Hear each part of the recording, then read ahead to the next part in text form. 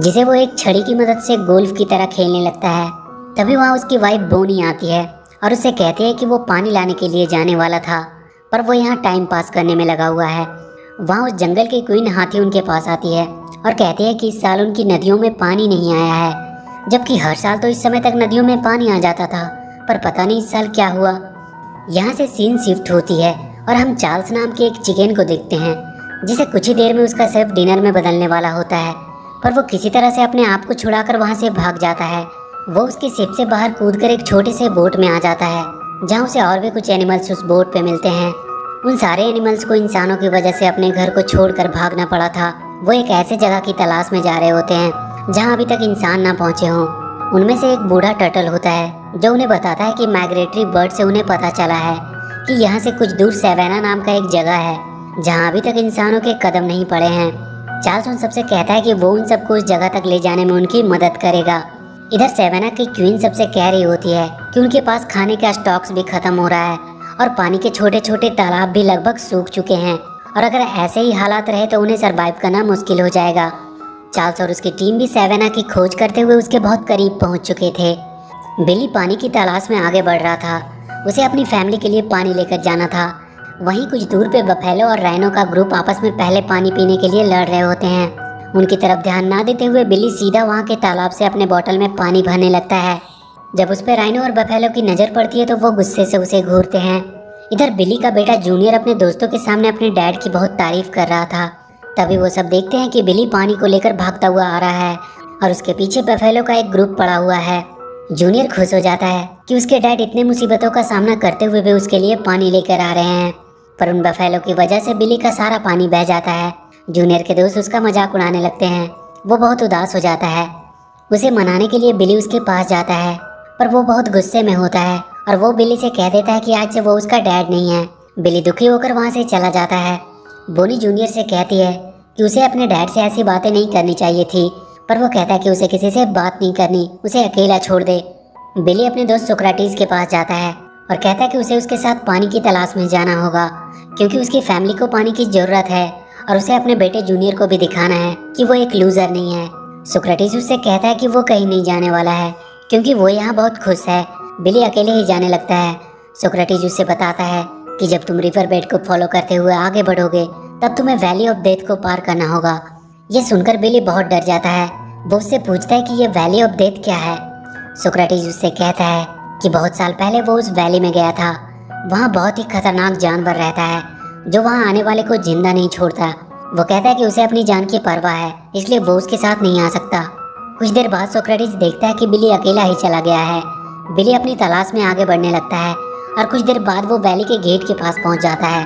वहाँ उसे कुछ वल्चर्स मिलते हैं जो वैली में जाने से पहले उसे वार्न करते हैं, पर फिर भी बिली हिम्मत करके वैली के अंदर चला जाता है।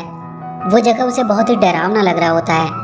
तभी कुछ देर बाद उसे कुछ डरावनी आवाज़ सुनाई देती है।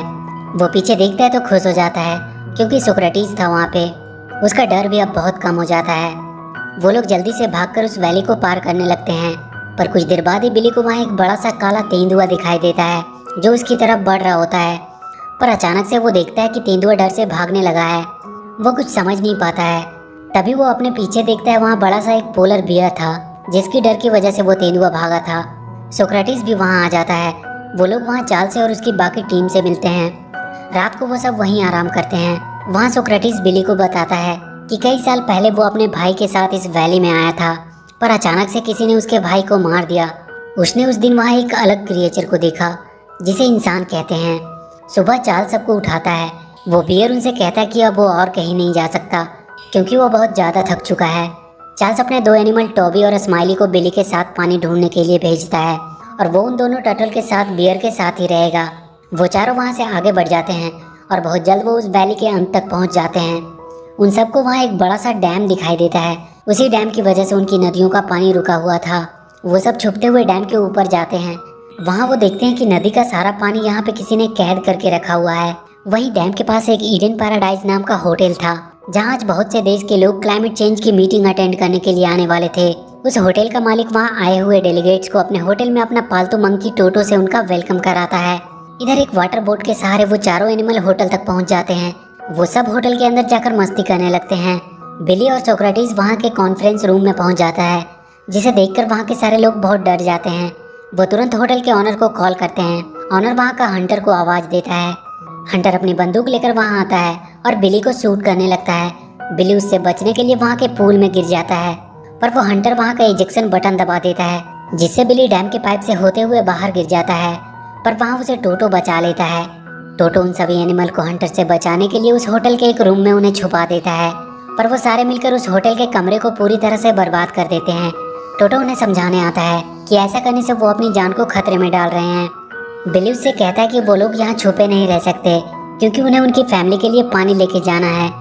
टोटो उनसे कहता है कि उन्हें डैम के फ्लड गेट्स को खोलना होगा, जिससे उनकी नदियों में वापस से पानी जाने लगेगा। टोटो उन सबको लेकर डैम के मोटर रूम में पहुंचता है। बिली फ्लड गेट्स को खोलने की कोशिश करने लगता है। तभी वहाँ वो हंटर आता है और सोक्रेटिस को शूट करके बेहोश कर देता है। बिली से वहाँ का एक बटन दब जाता है, जिसकी वजह से फ्लड गेट्स खुलने लगता है और वो भी उसमें गिरकर बहने लगता है, और उसमें बहकर वो वहाँ से बाहर निकल जाता है। टोबी और स्माइली भी उसके थ्रू ही बाहर आ जाते हैं। वो हंटर जल्दी से फ्लड गेट को बंद करता है और उन सबको मारने के लिए अपनी जीप लेकर उनके पास पहुँचता है। वो सब भागने लगते हैं। वो अपनी जीप से उनका पीछा कर रहा होता है, पर चार्ल्स उन दोनों टर्टल की मदद से उसकी जीप को पलट देता है। सोक्रेटिस को उन लोगों ने एक पिंजरे में कैद करके रखा हुआ था। वो उसे लास वेगास के किसी जू को बेचने वाले थे। चार्ल्स वहाँ के बाकी सभी एनिमल से कहता है कि उसे सेवेना के सभी एनिमल से जाकर बात करनी चाहिए और उन सबको यहाँ बुलाकर इस डैम को तोड़ देना चाहिए। वो सब वापस से सेवेना जाते हैं और सारे एनिमल्स को इकट्ठा करके बताते हैं कि कैसे इंसानों ने उसके जंगल में आने वाले पानी को डैम में कैद करके रखा हुआ है, और अगर अभी उन्होंने कुछ नहीं किया तो वो लोग बहुत जल्द खत्म हो जाएंगे।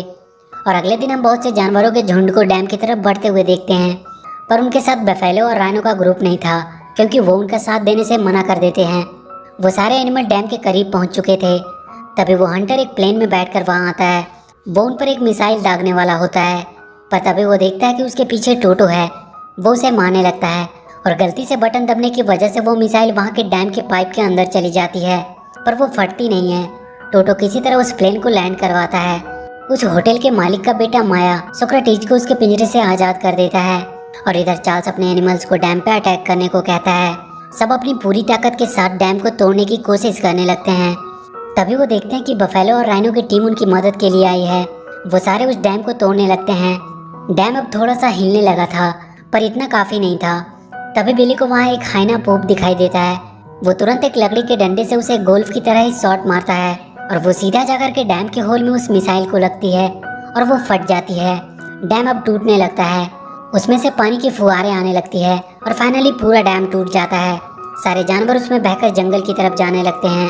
सोक्रेटिस भी बिली के पास आ चुका था, और उस दिन के बाद सेवेना में कभी पानी की कमी नहीं हुई। सारे जानवर वहाँ खुशी खुशी रहने लगे। माया और उसके डैड भी ये देखकर खुश थे। और इसी के साथ ये मूवी यहीं खत्म हो जाती है। तो वीडियो अगर अच्छी लगी हो तो please do like and share the video, and please subscribe to my channel and press that bell icon